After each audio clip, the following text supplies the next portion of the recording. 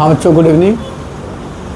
देखो बेटा, last class में हम एनसीईआरटी के क्वेश्चंस डिस्कस कर रहे थे based on Newton first law and second law.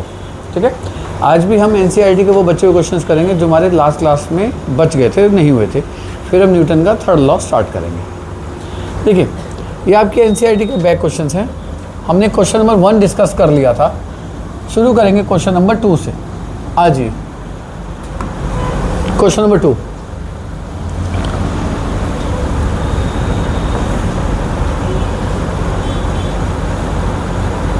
Question number 2, for a ball moving on a smooth frictionless surface. इस बात को समझिए, यानी कि बॉल एक ऐसी जगह पे मूव कर रही है जहां फ्रिक्शन नहीं है, अपोजिंग फोर्स नहीं है। ठीक है, एक एक पॉइंट को दिमाग में लेके चलना। Choose an appropriate option that will make the following statement correct. First, if no net force is applied on the ball, the velocity of ball will remain same, increase or decrease। देखिए, कह रहा है कि अगर हम कोई ball पे force ना लगाएं और बॉल मूव कर रही है, ऑलरेडी कर रही है, फ्रिक्शनलेस सरफेस पे कर रही है, और फ्रिक्शनलेस सरफेस पे अगर कोई बॉल मूव कर रही है और उसके मूव करने के दौरान हम उस पर नेट फोर्स ना लगाएं कोई, तो क्या होगा? Then the velocity of ball will remain same, increase और डिक्रीज। देखो बेटा, इंक्रीज तब होगी जब आप उस पर और फॉरवर्ड पुल लगा दें, डिक्रीज तब होगी जब आप उसको फ्रिक्शन से रोक दें या ब्रेक लगा दें। तो अब आंसर क्या हो जाएगा? The velocity of ball will remain same. ठीक है बच्चे, next part. If net force is applied on the ball in the direction of its motion, मतलब कह रहा है जिस डायरेक्शन में बॉल जा रही है उसी डायरेक्शन में हमने क्या लगा दी? फोर्स लगा दी। The magnitude of velocity will remain, कह रहा है वेलोसिटी की मैग्नीट्यूड जो होगा वो क्या होगा? सेम, इंक्रीज और decrease. The answer is increase हो जाएगी। सिंपल क्वेश्चन है। If net force applied on the ball in the direction opposite to the direction of the motion, जो मैंने स्टार्टिंग में कहा कि जिस डायरेक्शन में जा रही है उससे उल्टी डायरेक्शन में क्या लगा दें हम? फोर्स, यानी कि रिटार्डिंग फोर्स या ब्रेक दबा दें, तो क्या हो जाएगा? The velocity will decrease. ठीक है, तो आसान क्वेश्चन, आगे चलें। चलिए क्वेश्चन नंबर 3। क्वेश्चन नंबर 3 में कहता है, क्वेश्चन नंबर 3 में कहता है कि दो ब्लॉक हैं P and Q on a smooth horizontal surface. Two forces 4 newton and 5 newton are acting in opposite direction on block P। कह रहा है ये जो ब्लॉक P है, ये जो ब्लॉक P आप देख पा रहे हैं, इस पे दो फोर्स लग रही हैं अपोजिट, 5 न्यूटन राइट की तरफ, 4 न्यूटन लेफ्ट की तरफ। ठीक है जी। While Q is moving with the constant velocity. देखो यहाँ पे कंफ्यूज मत होना, आपको लग रहा है Q यहाँ पे पड़ा हुआ है, नहीं, वो कह रहे हैं Q मूव कर रहा है, पर मूव कैसे कर रहा है? Constant velocity. आप याद रखना, जब भी कांस्टेंट वेलोसिटी होगी तो एक्सेलरेशन 0, एक्सेलरेशन 0 मतलब नेट फोर्स 0। इसका मतलब यही हो गया, इसका मतलब यही हो गया। आगे देखते हैं। कह रहे which is following correct? P experience net force. कह रहे P पे नेट फोर्स लगेगी, बिल्कुल लगेगी। 5 न्यूटन इधर लग रही है, 4 न्यूटन इधर लग रही है, तो नेट फोर्स किधर लग रही है? उसके ऊपर 1 न्यूटन राइट साइड पे लग रही है, नहीं लग रही? लग रही। And Q does not experience a net force. कह रहा है Q पे नेट फोर्स नहीं लगेगी। बिल्कुल सही बात है, पहली बात में आंसर मिल गया। यानी कि P पे नेट फोर्स लग रही है, Q पे नेट फोर्स क्यों नहीं लग रही है? क्योंकि Q is moving with constant velocity. Constant velocity आते ही दिमाग में क्या आ जाएगा? A0 आते दिमाग में क्या आ जाएगा? F0 वही तो कह रहा है, net force on Q is 0। आगे चले क्वेश्चन नंबर 4। क्वेश्चन नंबर 4, ये वीडियो में दिख जाता है इतना साइज, या बड़ा करूं इससे? दिख जाता है। चलिए, हाँ। While practicing for a snake boat race, Vallamkali in Kerala. देखो, केरला का एक स्टेट लेवल पर एक कंपटीशन होता है जिसमें वो बोट राइड करते हैं और उसमें बहुत सारे लोग बैठ के बोट को compete करते हैं। जो जीतता है वो उनके मतलब उनके स्टेट की पहचान है ये गेम। इसको वल्लम कली की रेस कहते हैं। ठीक है जी। तो कह रहे वल्लम कली की रेस चल रही है। 100 ओर्समैन, उनको ओर्समैन कह रहा है जो उस पर बैठे हुए हैं उस बोट पे। जैसे वो जो बोट है ना, वो जो बोट है उस पर 100 लोग बैठे हुए हैं। ठीक है, वो जो बिल्कुल 100 लेके बैठे होते हैं, चप्पू लेके बैठे होते हैं। Are moving a boat together. Out of this, उनमें से 95 row backward to propel the boat forward. देखो ये बात तो आप जानते हो, स्विमिंग भी करते हो, छोड़ो बोट की बात छोड़ो। स्विमिंग जब करते हो तो अपने हाथ से पीछे की तरफ फोर्स लगाते हो और आपकी बॉडी आगे जाती है। तो जब बोट चलाता है, आपने बोट चलाने वाले को देखा होगा, बोट जो फोर्स लगाता है वो कैसे लगाता है, पीछे की तरफ, और बोट जाती किधर है, आगे की तरफ। ये न्यूटन का थर्ड लॉ मैं बता दूंगा, अभी वेट कर लो उसके लिए। पर इतना तो आप जानते हो, बोट को पीछे लगाओगे फोर्स तो बोट कहाँ जाएगी, आगे जाएगी। कह रहा है 95 लोगों ने पीछे की तरफ फोर्स लगाई ताकि बोट कहाँ जाए, आगे जाए। बट बाय मिस्टेक, गलती से 5 ओर्समैन रो इन द अपोजिट डायरेक्शन। मतलब गलती से 5 लोगों ने क्या किया, फोर्स लगानी थी इधर, फोर्स लगा दी इधर। समझ में आ गया। अब ऐसी फोर्स लगाएंगे तो इनको बोट को इधर जाना चाहिए, और 95 फोर्स लगा रहे हैं इधर तो बोट को जाना चाहिए इधर। आप समझ गए, जीत तो 95 लोगों की होगी ना, विक्ट्री तो 95 लोगों की होगी, क्योंकि 95 लोग मिलकर जब फोर्स लगाएंगे वो 5 लोगों की फोर्स से क्या होगी, ज़्यादा होगी। तो नेट मूवमेंट तो क्या होगी, फॉरवर्ड होगी बैकवर्ड होगी, नेट मूवमेंट तो फॉरवर्ड होगी। ये तो आप पता चल गई।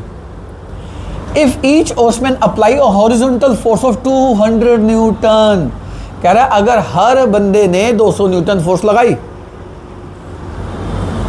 What is a net force acting on a boat. कह रहा है उस बोट पे नेट फोर्स कितनी लग रही है। समझ में आ रही बात जी। तो हम सबसे पहले कौन सी फोर्स निकालेंगे, वो फोर्स जो कौन सी डायरेक्शन में लेके जा रही है, उनको फॉरवर्ड मूवमेंट करा रही है। समझ में आ गई बात जी। वो फोर्स जो उनको कौन सी मूवमेंट करा रही है। आप ऐसे एफ फॉरवर्ड मत लिखना, क्या लिखना, एफ जो कौन सी मूवमेंट करा रही है, फॉरवर्ड मूवमेंट। अब बताओ कितने लोग हैं मिलके, 95। एक आदमी कितनी फोर्स लगा रहा है, तो 95 लोग कितनी फोर्स लगाएंगे। जैसे 2 लोग होते तो 2 × 200 करता, 3 लोग होते तो 3 × 200 करता, 5 लोग होते तो 5 × 9 200 करता, 10 लोग होते 10 × 200 करता। अब कितने लोग मिलकर फोर्स लगा रहे हैं, 95, तो 95 × 200 कर दिया। ये बात समझ में आ गई बच्चों को। तो 1 इतने न्यूटन फोर्स कौन सी मूवमेंट करा देगी, फॉरवर्ड मूवमेंट करा देगी। नाउ वो फोर्स निकालो जो कौन सी मूवमेंट कराएगी, बैकवर्ड मूवमेंट करा देगी। आज बैकवर्ड मूवमेंट वाली फोर्स, बैकवर्ड में लेके जाने वाले कितने लोग हैं, 5। कितनी फोर्स लगा रहे हैं, 200, तो कितनी आ गई, 1000 न्यूटन। तो बताओ नेट फोर्स कितनी हो जाएगी फिर। ये तो आसान क्वेश्चन है। Net force will be 19,000 minus, समझ में आ गया बच्चों। तो आंसर कितना आ जाएगा,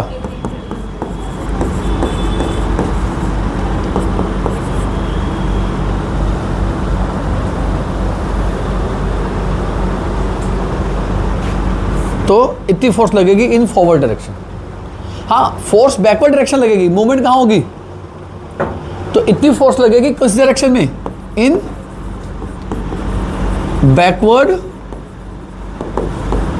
क्योंकि बैकवर्ड ज्यादा फोर्स लग रही है ना, फॉर फॉरवर्ड मूवमेंट। अरे बात समझ में आ गई। मैंने क्या लिख दिया, मैंने दोनों क्लैरिटी कर दी। मैंने लिख दिया कि फोर्स, नेट फोर्स तो पीछे की तरफ लग रही है, जिससे कौन सी मूवमेंट हो रही है, बोलो, फॉरवर्ड मूवमेंट। क्लियर है बच्चे, कर लोगे। आप चाहो तो इसको ऐसे भी कर सकते थे, एफ बैकवर्ड, मतलब बैकवर्ड की तरफ फोर्स लगा रहे हैं, क्योंकि जो बैकवर्ड की तरफ फोर्स लगेगी,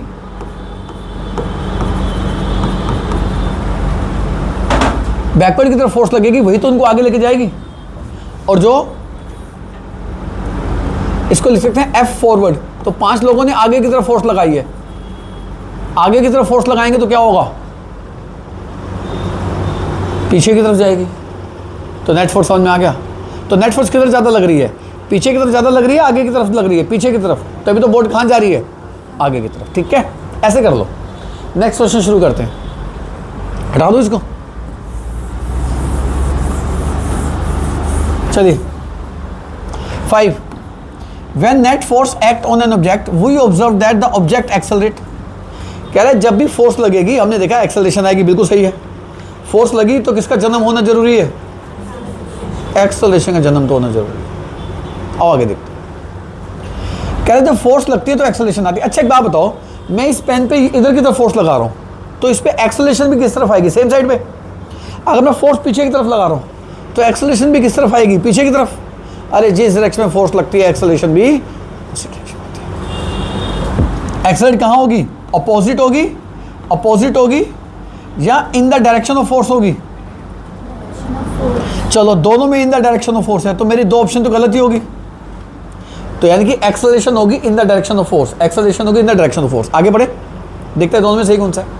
कह रहा है एक्सेलरेशन होगी in the direction of force with acceleration inversely proportional to the force, या एक्सेलरेशन होगी in the direction of force with acceleration proportional to the force. आप एक बात बताओ, फोर्स का फॉर्मूला क्या होता है, मास इनटू ए। तो एफ ज़्यादा लगाऊंगा तो क्या ज़्यादा आएगी, एक्सेलरेशन। एफ कम लगाऊंगा तो क्या कम आएगी, यानी कि एफ ज़्यादा लगी तो ए भी ज़्यादा आएगी, एफ कम लगी ए भी कम आएगी। तो इसको डायरेक्टली प्रोपोर्शनल कहते हैं, इन्वर्सली प्रोपोर्शनल कहते हैं। डायरेक्टली प्रोपोर्शनल, अगर एक बढ़े दूसरा घटे उसे इन्वर्सली प्रोपोर्शनल कहते हैं। जैसे आप ज़्यादा खेलोगे कूदोगे मोबाइल को समय दोगे उतने कम मार्क्स पढ़ाई में आएंगे। तो आपका ज़्यादा खेलना कूदना मोबाइल का इस्तेमाल करना पढ़ाई के मार्क्स के डायरेक्टली प्रोपोर्शनल है, इन्वर्सली प्रोपोर्शनल है, इन्वर्सली प्रोपोर्शनल है। और जितना पढ़ोगे लिखोगे सेल्फ स्टडी करोगे रिटर्न प्रैक्टिस करोगे होमवर्क करोगे उतने ज़्यादा मार्क्स आएंगे। तो आपका पढ़ना लिखना रिटर्न प्रैक्टिस करना होमवर्क करना मार्क्स के डायरेक्टली प्रोपोर्शनल है, इन्वर्सली प्रोपोर्शनल है, डायरेक्टली प्रोपोर्शनल है। देखो पता सब है, करता बच्चा तब भी नहीं। समझ में आ गई बात जी, आ जाओ। तो बताओ दोनों में से आंसर कौन सा सही है, with acceleration proportional to force. तो answer 4 is the right answer. आगे चले, चलिए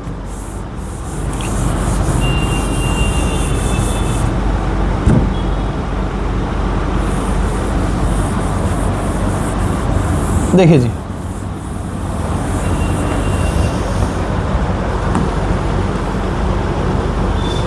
क्वेश्चन नंबर 6। क्वेश्चन नंबर 6 देखिए, क्वेश्चन नंबर 6 में ऐसे क्वेश्चन के चांस ज़्यादा होते हैं बेटा, आजकल ध्यान रखना। कैसे कहता है, पोजीशन टाइम ग्राफ दिया हुआ है, पोजीशन टाइम ग्राफ ध्यान रखना है। इसमें ABCD moving in a straight line, net force किस पे लग रही है। मैं फिर बता दूं, नेट फोर्स वहां लगती है जहां किसका जन्म हो, एक्सेलरेशन का जन्म वहां होता है जहां वेलोसिटी क्या हो रही हो, बोलो बोलो, चेंज हो। वेलोसिटी चेंज होनी चाहिए, वेलोसिटी चेंज नहीं तो एक्सेलरेशन नहीं, एक्सेलरेशन नहीं तो फोर्स नहीं। आना जरा, पोजीशन टाइम ग्राफ। आप याद है जब पोजीशन टाइम ग्राफ ऐसा करते थे तो इस मोशन को कौन सी मोशन कहते थे, uniform motion, non uniform motion. ये मैं करा चुका हूँ पहले, ग्राफ कर लिया बेटा आपने, बहुत बढ़िया। इसको हमने यूनिफॉर्म मोशन कहा था। अब बताना यूनिफॉर्म मोशन का मतलब क्या होता है, the object will move with constant velocity. इसका मतलब यही हुआ ना, ऑब्जेक्ट कैसे मूव करेगा, कांस्टेंट वेलोसिटी से मूव करेगा।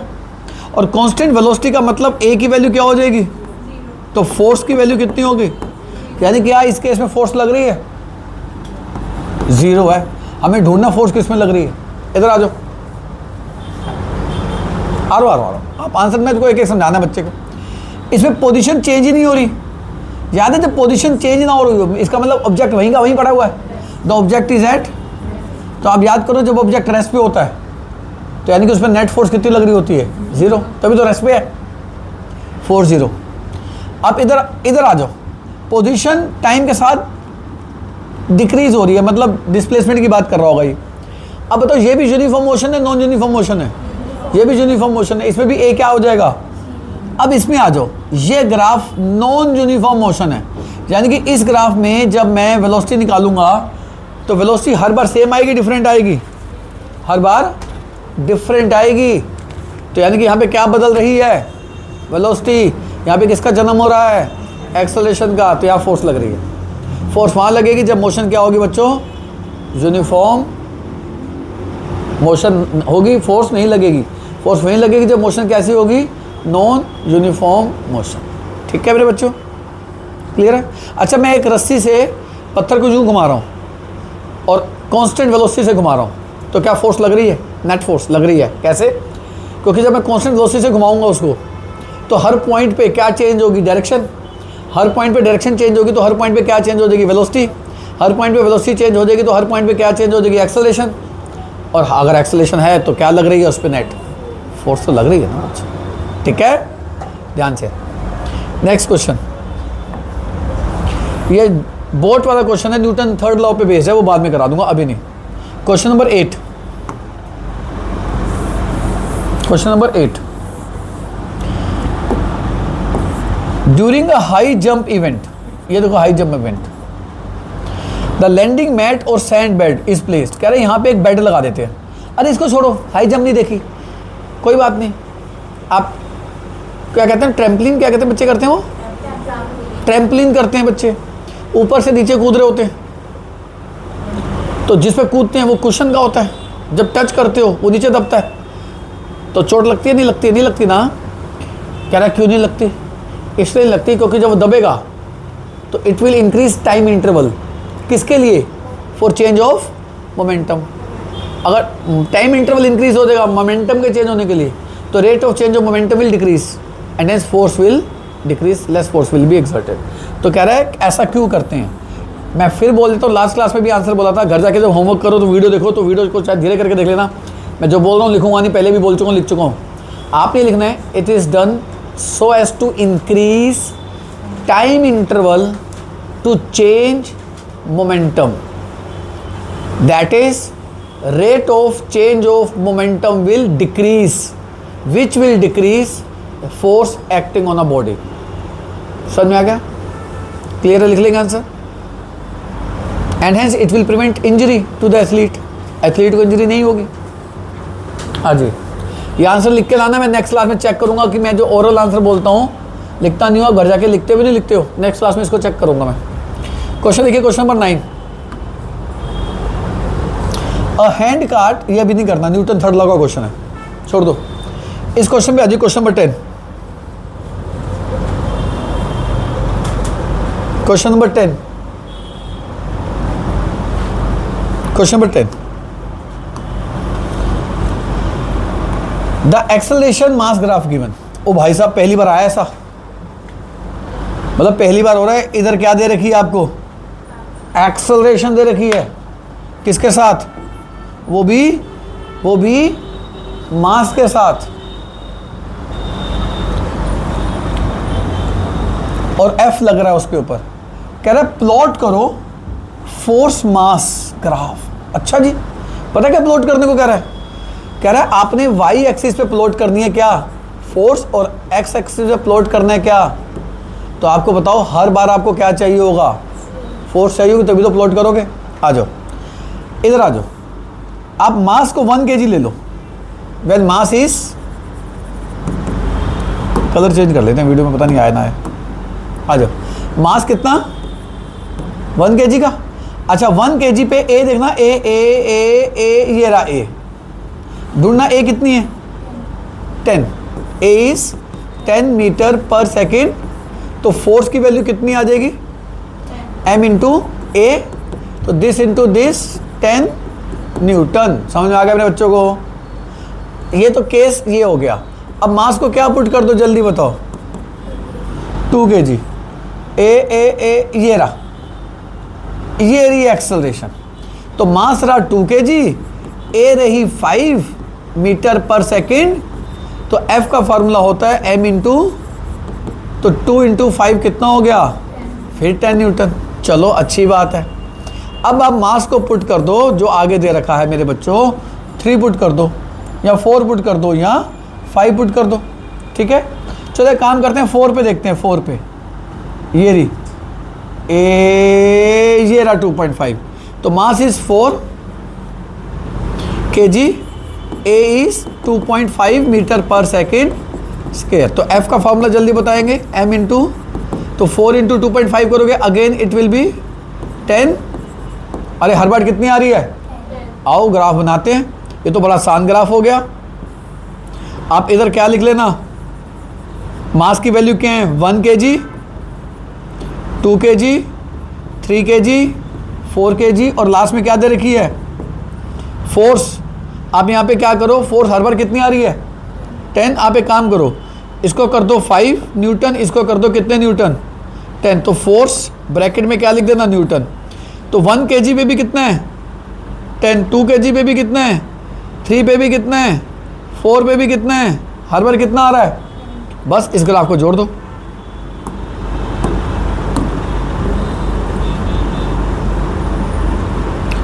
कर लोगे मेरे बच्चों, आसान सवाल है तो। चले आगे, चलो नेक्स्ट क्वेश्चन प्लीज।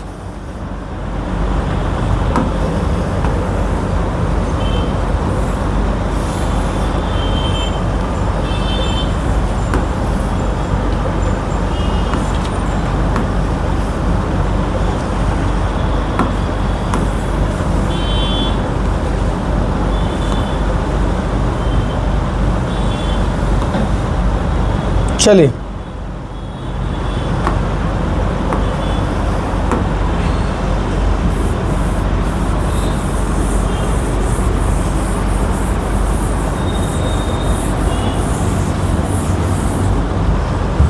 देखिए, द वेलोसिटी टाइम ग्राफ। लो जी, इस क्वेश्चन में वेलोसिटी और टाइम ग्राफ दे दिया। अच्छा, वेलोसिटी चेंज हो रही है नहीं हो रही, विद टाइम वेलोसिटी चेंज हो रही है। अच्छा, वेलोसिटी चेंज हो रही है यानी कि एक्सेलरेशन होगी, एक्सेलरेशन होगी तो फोर्स लग रही होगी। चलो आगे चलते हैं। The velocity time graph, mass 10 kg, moving along a straight line is shown in figure.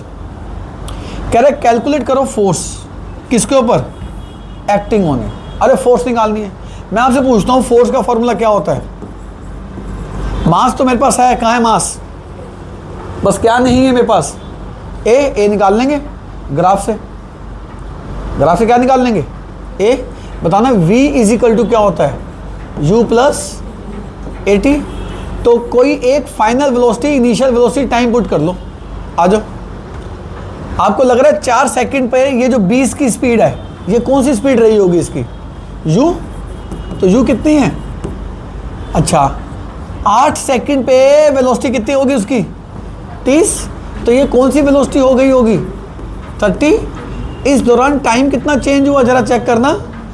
8 और 4 के बीच में टाइम का चेंज कितना होता है, 4 सेकंड, 4 सेकंड। इनिशियल वेलोसिटी 10 भी ले सकती है मेरी बच्ची, यहाँ से भी कर सकती है। नहीं, इनिशियल वेलोसिटी आपको ये लेनी पड़ेगी, 4 पे इतनी है, 4 पे 20 है, 0 पे 10 है, 0 पे। अब देखो ये बच्ची ने बड़ी अच्छी बात करी है। मान लो बच्चा कहे मैं इनिशियल वेलोसिटी क्या लूँगी, 0 पे। 0 पे कितनी हो जाएगी, अगर टाइम 0 से 8 लिया, मान ले तूने, मान ले टाइम लिया 0 से 8, तो टाइम हो जाएगा 8, इनिशियल हो जाएगी 10, फाइनल कितनी हो जाएगी 30। मान ले मैंने टाइम को 4 से 8 के बीच में ले लिया, इसके इंटरवल के बीच में ले लिया, तो 4 पे देख कितनी है, 4 पे 10 नहीं है, ये जहाँ कटेगा वहाँ से तूने इधर देना, ठीक है मेरे बच्चे। तो टाइम कितना हो जाएगा, 8 माइनस 4 इज इक्वल टू 4, ठीक है मेरी बच्ची, क्लियर हो गया। तो फॉर्मूला क्या लगाना तुमने, v is equal to u plus AT। तो पुट कर दो, final velocity 30, initial velocity 20, a नहीं मालूम, टाइम 4 सेकंड है, तो दिस माइनस दिस कितना आ गया 10, a इंटू 4 मल्टीप्लाई में इधर आके क्या हो जाएगा, डिवाइड, 10 डिवाइडेड बाय 4 2.5, यूनिट क्या हो जाएगी, metre per second. Force equal to m into a, mass देखो कितना दे रखा उसका, क्वेश्चन में मास दिया हुआ 10 kg इंटू ए कितनी है 2 पॉइंट, तो डेसिमल हटाओ 10 लगाओ, 10 से 10 काटो, आंसर आ गया 25, फोर्स की यूनिट आगे चले।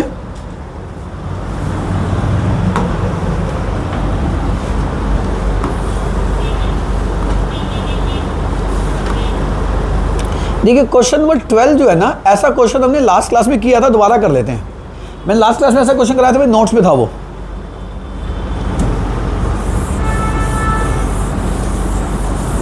और देखो क्वेश्चन नंबर 10, नहीं 12 क्वेश्चन नंबर 12 देखिए, कह रहा है बुलेट ऑफ मास 50 ग्राम, 50 ग्राम की बंदूक की गोली है। एक बात बता दूं, मास ग्राम में नहीं लेना होता, मास किस में लेना होता है, किलोग्राम, यानी कि 50 ग्राम विल बी डिवाइडेड बाय 1000। आगे चलते हैं, ये ध्यान रखनी छोटी छोटी बातें। Moving with the speed of 100 metre per second, 100 की स्पीड से बुलेट की बंदूक जा रही है, बंदूक की गोली जा रही है, bullet.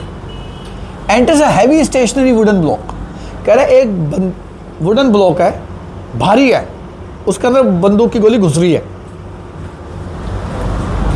And stop after penetrating a distance of 50 centimetre. ध्यान देंगे मेरे बच्चे, आप बताओ उसकी वेलोसिटी क्या थी एंटर करने से पहले, 100, और जब वो रुक जाएगी उसकी वेलोसिटी क्या हो जाएगी, 0। तो इनिशियल इज 100, फाइनल इज 0। याद रखना बच्चे कुछ बातें। और कितनी देर बाद वो रुकी, 50 सेंटीमीटर पर जाके रुकी, और हम सेंटीमीटर में कुछ काम ही नहीं करते, इसको किससे डिवाइड कर देंगे। Now answer will become metre. कह रहा है एस्टिमेट द स्टॉपिंग फोर्स, कह रहा है वो फोर्स निकालो जिससे वो रुकी, क्योंकि वुडन बॉक्स उसको रेजिस्ट करेगा मूव करने के लिए। रेजिस्टेंस पीछे की तरफ लगता है, यानी कि एक बात क्लियर होगी, रेजिस्टिव फोर्स निकालनी है, पॉजिटिव निकलेगी नेगेटिव निकलेगी, नेगेटिव निकलेगी, बैकवर्ड डायरेक्शन में लगती है वो। तो कह रहा फोर्स निकालो जिससे बंदूक की गोली रुक गई। शुरू करें। देखो आप क्या करना, आपको फोर्स निकालने के लिए क्या चाहिए होती है जल्दी बताओ। पहले ए निकाल लें। अब आपको गिवन पैरामीटर कौन कौन से हैं, आपको एक तो चीज दे रखी है इनिशियल वेलोसिटी, कितनी दे रखी है, फाइनल वेलोसिटी कितनी दे रखी है, डिस्टेंस ट्रेवल कितना किया उसने 50 पर सेंटीमीटर में, तो किससे डिवाइड हो जाएगा, आंसर किसमें बन गया मेरे बच्चों, क्लियर है। आओ देखते हैं, पहले ए निकालेंगे। कौन सा फॉर्मूला जिसमें एस यू वी और ए आता हो, टी ना हो। एस के एक फॉर्मूले में टी होता है, u t plus half a d square, वो नहीं चाहिए मुझको। एक ये होता है v square minus u square is equal to 2a, आना जरा final velocity, initial velocity, a की वैल्यू बोलो, फाइंड ए, निकालना है। डिस्टेंस कितना ट्रेवल कर रही है वो, 0.5, तो माइनस, लो जी, अब 2 को 0.5 से मल्टीप्लाई करो, क्या आ जाता है, 2 इंटू 0.5 बोलो 1, तो ए की वैल्यू कितनी आ गई, the value of A is -10,000। बोलो ए की यूनिट क्या होती है मेरे बच्चों, ये एक्सेलरेशन पॉजिटिव है नेगेटिव आई, तो फोर्स भी नेगेटिव आएगी। तो what is F, M into A. बताना बंदूक की गोली कितने ग्राम की थी, चेक करना कितने ग्राम की थी, 50 ग्राम। पर बताओ 50 ग्राम लूँ या 50/1000 लूँ मेरे बच्चों, 50/1000, तभी केजी बनेगा। लो केजी लिख लो। ए की वैल्यू बताओ क्या हो जाएगी, -10, तो 3 0 से 3 0 कट गया, तो -5 1 2, और यूनिट क्या होती है फोर्स की, तो नेगेटिव मीन्स रेजिस्टिव, हमेशा लिखा करो, हमेशा लिखो, negative means resistive force. Resistive force लगेगी तभी तो कोई चीज़ रुकेगी।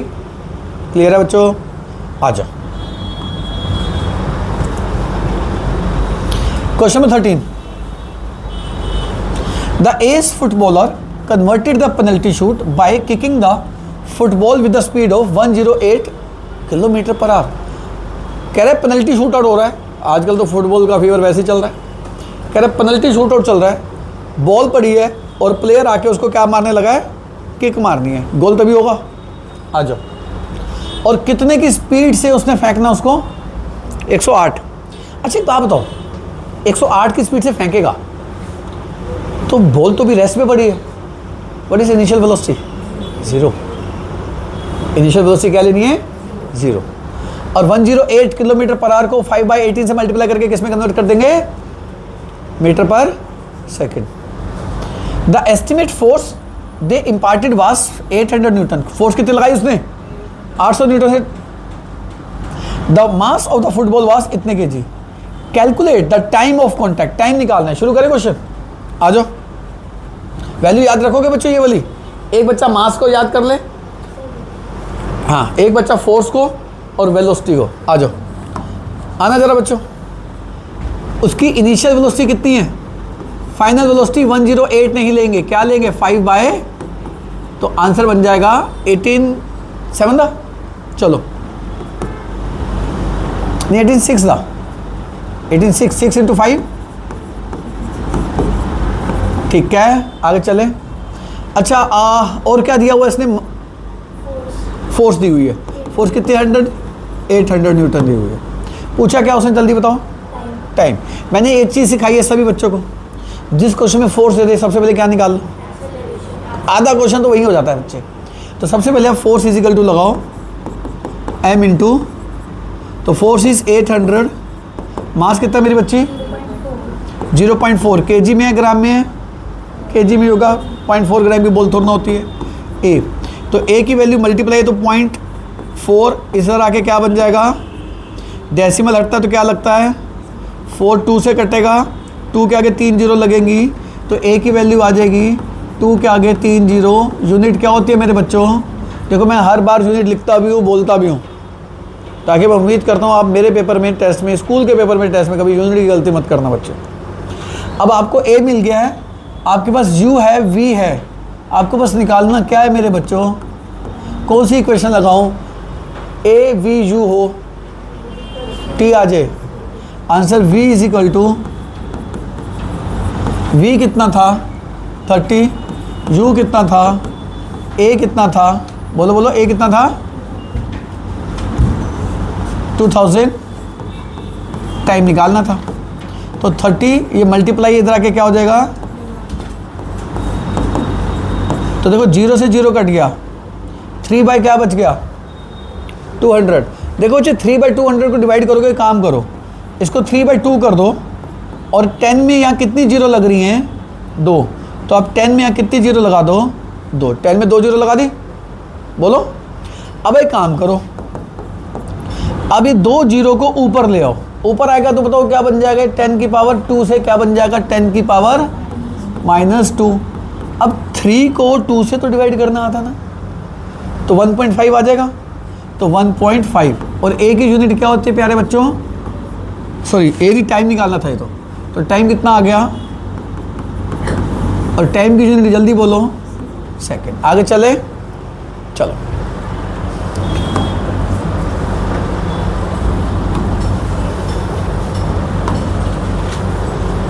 चले आगे। Question number 14।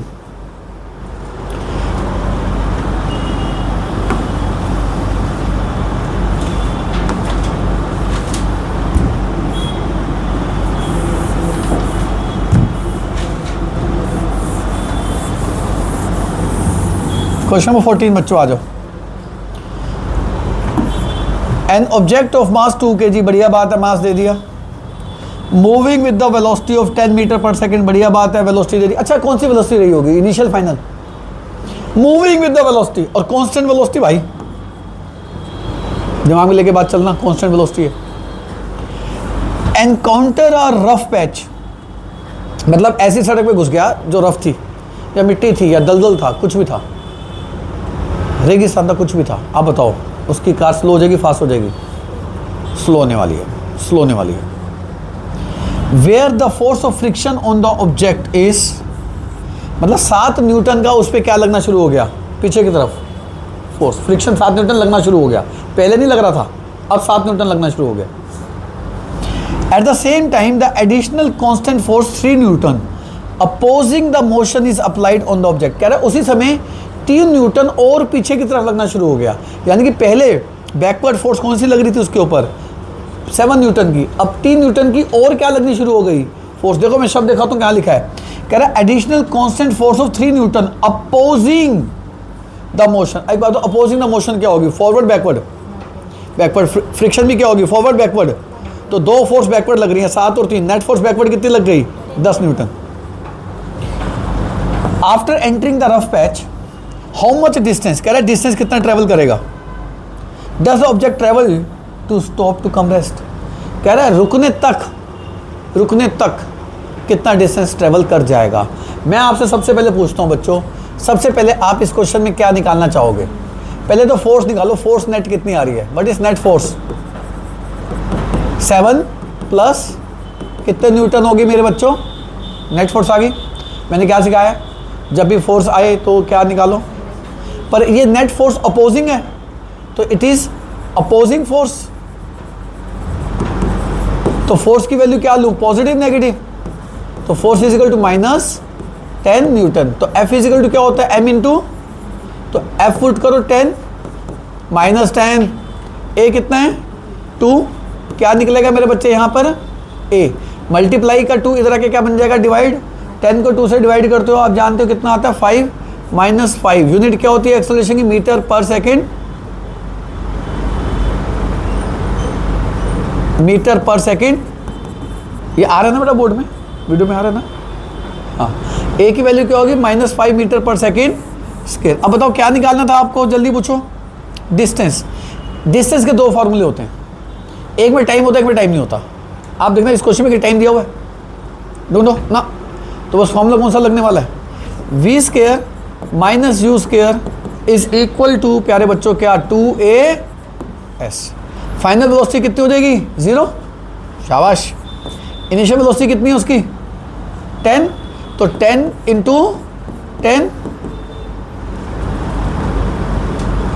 2 इंटू ए की वैल्यू बोलो -5 इंटू एस, तो ये 2 इंटू 5 -10 हो जाएगा, और ये -10 इंटू 10 क्या हो जाएगा, -100। अरे बोलो तो बताओ, माइनस से माइनस कट गया, 100 डिवाइडेड बाय 10, ये एस है।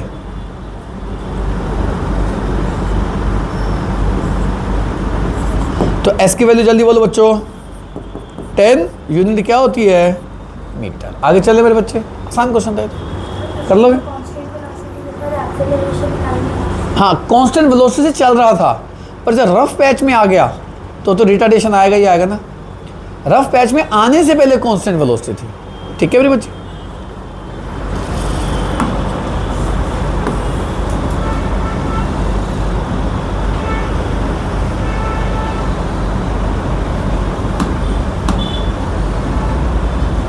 देखिए जी,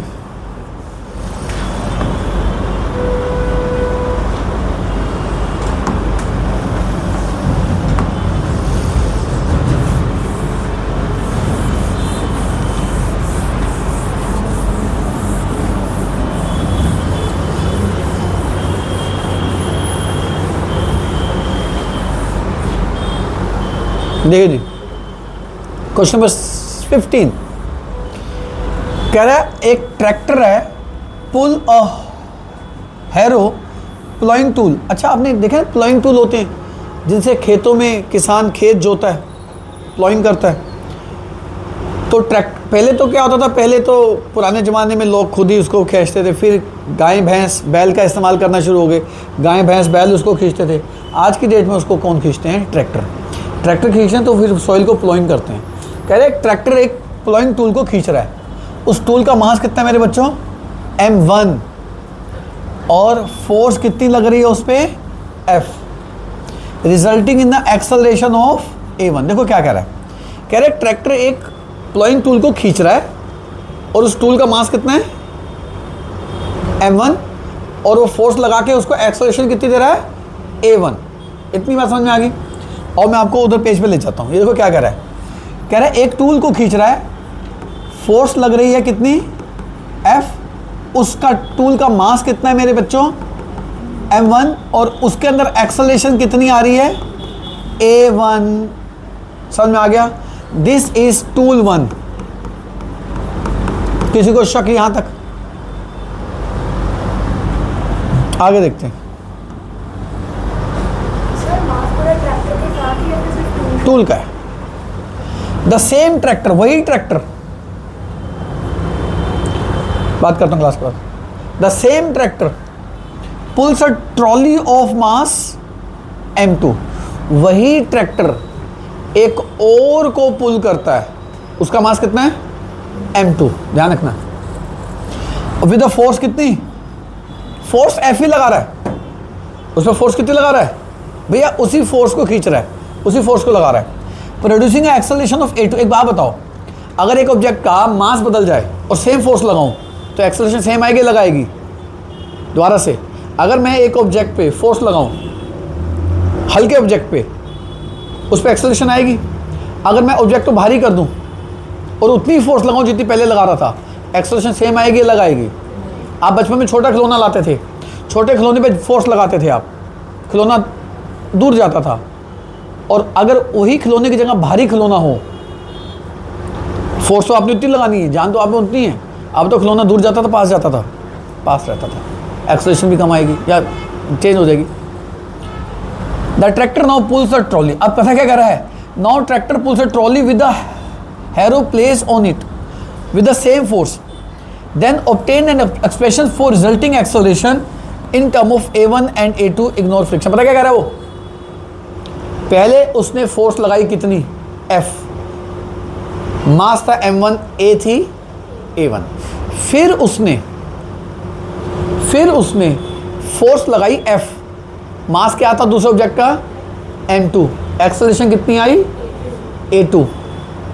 अब पता क्या किया उसने, दोनों को जोड़ के दोबारा फोर्स लगाई, कितनी दोबारा फोर्स लगाई, F ही लगाई।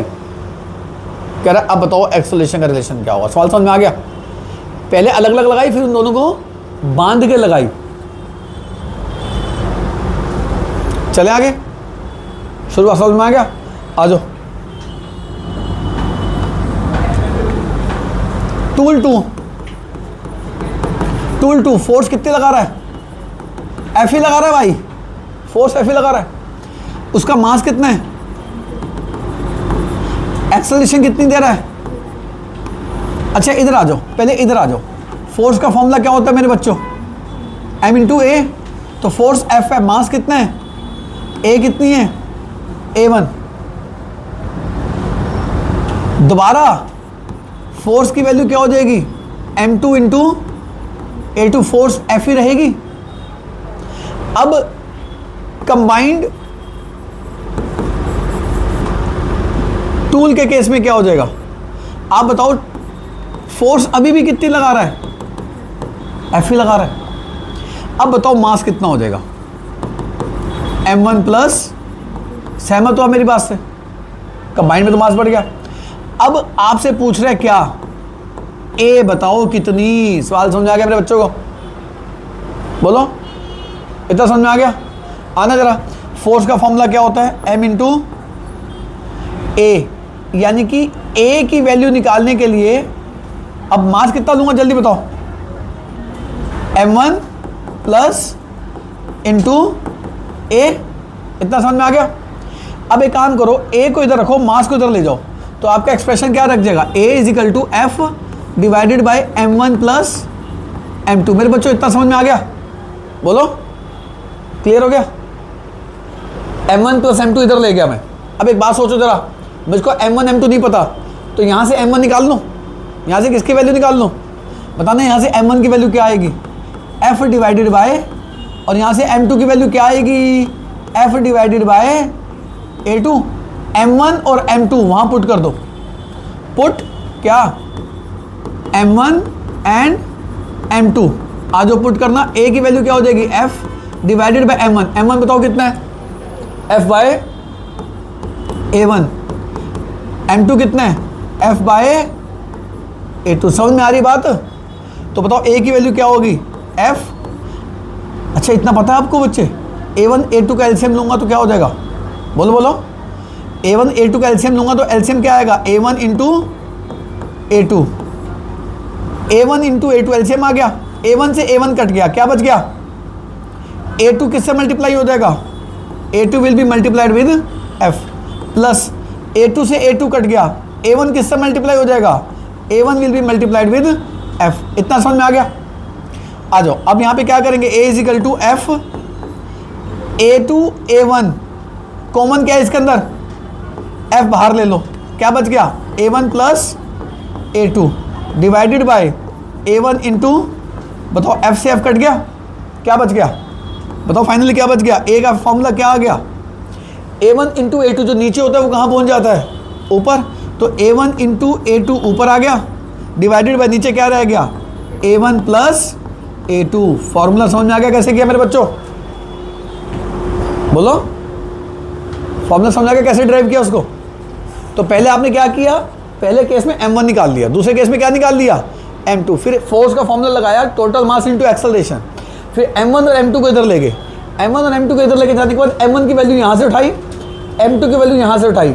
बस एक चीज़ का ध्यान रखना, इन दोनों का जब आप LCM लोगे तो ध्यान रखना a1 a2 LCM में पता ना क्या होता है, जैसे 2 है या 3 है तो यहाँ क्या आ जाता है 6 आ जाता है। अब a1 a2 है तो यहाँ पे क्या आ जाएगा, a1 भी आ जाएगा और a2 भी, तो a1 को a1 से डिवाइड किया, ये कट गया, क्या बच गया a2, जो बच जाता है वो f से मल्टीप्लाई हो जाएगा, तो a2 f से और a1 f से मल्टीप्लाई हो गया, f कॉमन ले लिया, f से f कट गया, तो बच क्या गया a1 प्लस a2, जो नीचे a1 इंटू a2 तो वो कहाँ जाएगा, जो नीचे a1 इंटू a2 तो वो ऊपर आ जाएगा। तो this is final expression of acceleration. समझ आ गया मेरे बच्चों। नेक्स्ट क्लास में यहाँ तक का होमवर्क मैं चेक करूँगा, और जो मैंने ओरल आंसर चेक बोले थे, वर्बल बोले थे, लिखे नहीं थे, मैं चेक करूँगा आप लिख के आते हैं, लिख के आते हैं, तो बाय नमस्ते, ध्यान रखो बच्चे, प्लीज़ टेक केयर।